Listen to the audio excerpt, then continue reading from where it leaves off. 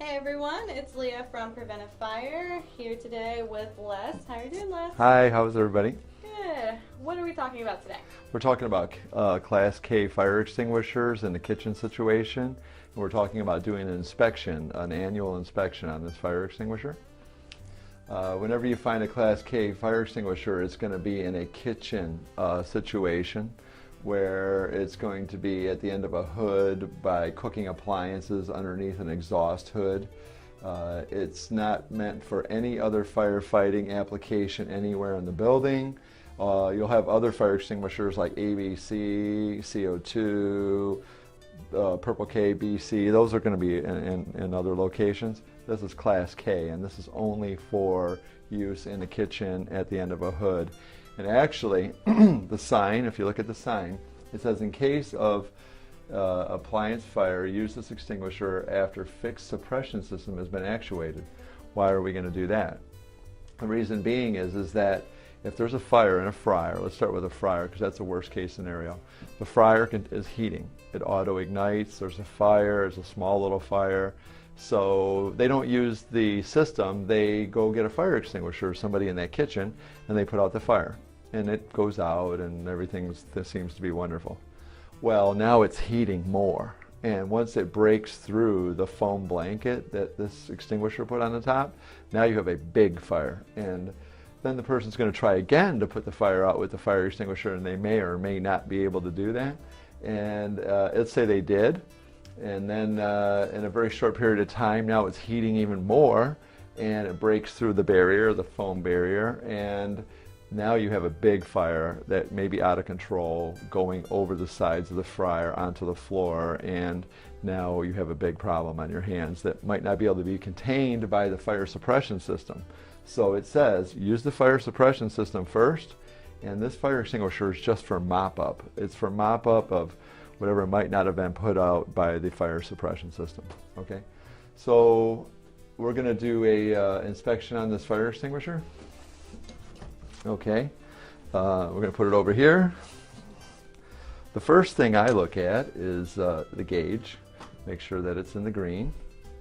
Okay, we're good. We're in the green. Then I look at the date on the fire extinguisher, and this particular one is a 2004, which means that it's 12 years old, and it needs a hydro test. Okay, so now I'm going to say, well, does this thing have a hydro? Well, then I look at the tags, and this cylinder was hydro tested to 300 psi in April of 2016 by me. And then this is just a recharge tag. If it's recharged over and over again within the 5-year period, it needs hydro in 5 more years, which would be, what, 2021? Yeah, 2021, and after April it's going to need a hydro again. But between now and then, if it's recharged, we just rip this label off, put another one on, put another one on. This stays for 5 years. Okay, so it has a hydro, it's in the green, it weighs. You weigh the cylinder by hefting, and believe it or not, after lifting thousands and thousands and thousands of fire extinguishers, you can tell when an extinguisher is light. I can anyway. But this particular extinguisher, unlike a CO2, just needs to be, you know, hefted and make sure that it's full, and it's full. I can tell that it's full. Another thing on this particular fire extinguisher is that you put a seal. This is like a range guard nozzle. Anyway, you see a little silver seal that needs to be in there. That's another little thing you got to check. You also take the hose off and make sure that there's no obstructions in there. You know, everything's good. It's good. You know, put it back together. Make sure the little O-ring is on there. Seals up nice. Put that back. Okay. So now we've determined that the extinguisher has pressure, that it has a hydro. So now we're going to take off the tamper seal. Make sure the pin comes out, that there's no problems with the pin, with the pull pin.